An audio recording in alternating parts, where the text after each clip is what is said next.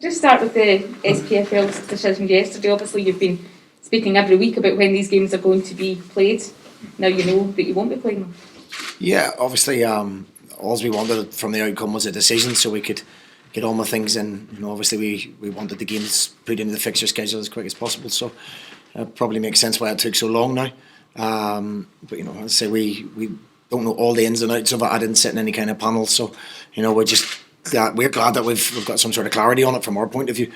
Yeah, you've got the 6 points. That moves you up the table. Is it important that you and the players use that as an incentive now that you have the points in the bag? Yeah, I mean, there was always the potential to get them points anyway if the games had been played. I would have expected at least if you're targeting them 2 games, to come out with 4 points. So now that we've got them, it's an opportunity to build on the position in the table. We play Hibs on Saturday, and if we can get a result, we can be 2 points behind them.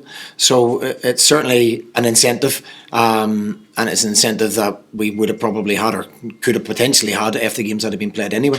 Is it a boost looking at the table and going into that game against Hibs, especially after the result last weekend and going out the cup? Yeah, well, without the games being played and having to catch up in games, you're always going to be in a false position because you haven't played the same amount of games. So it does obviously give you a boost that you've got the potential to catch Hibs. It looks a long way off when you've got your games in hand, and you've got to be hopeful that there's no injuries and you don't get a COVID case or a track and trace case, because we're not in control of any of this at the moment. It's just looking forward now to try and the win on Saturday and concentrate solely on that. You highlighted after the game last week how much you missed Alan Campbell, so you'll be delighted he's back. Yeah, delighted. He's trained the last 2 days, looked fantastic, and we do miss him, and he's going to be very, very difficult to replace at any stage. Any team that misses top players will suffer, and we suffered without him. I thought, we got punished for a couple of mistakes last week. We made mistakes, but and then there's a crisis of.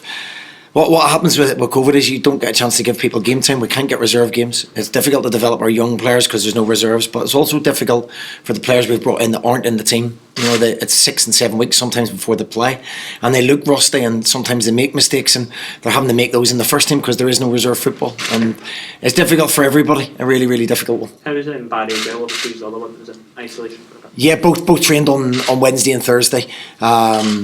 Obviously, they came back in, got tested again, all clear again, and trained really well. So even on Saturday, when you don't have options on the bench, it boosts your squad a little bit, especially in that midfield area. Are they ready to start, or is it just 10 days in the house? Perhaps take a bit of time to build fitness up. It might be an ask for both of them to start. They've not been able to do any kind of running. I think Alan's got a gym in his house, so he'll be okay.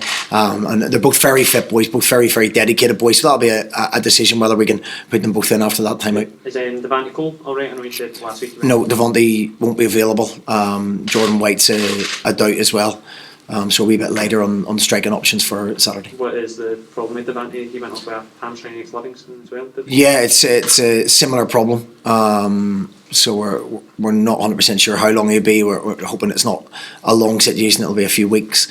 And Jordan is a calf injury that he got from Saturday, and he'll again hopefully be okay for the following Saturday. No rest for you then. You've got defensive problems one week, and now it's completely flipped on your striking options. I think everybody's the same. I think when I look through it, I keep continuing to hear about injuries all over the place, and I'm not sure why. And they're not the same injuries, so it's not overuse injuries. It just seems to be throughout football. You look at the Premier League and you look at, is it the amount of time off that they had and bodies readjusting to it? We've got a problem with our training ground and the training pitches, and that's not helping things in a minute. Training on Astro and going back and forth from it isn't great. So we've looked at lots of different things, but it's not just here, it's everywhere. It's not just Scotland, it's England as well. So as I say, a situation everyone just needs to try and get through. We're lucky to be playing football.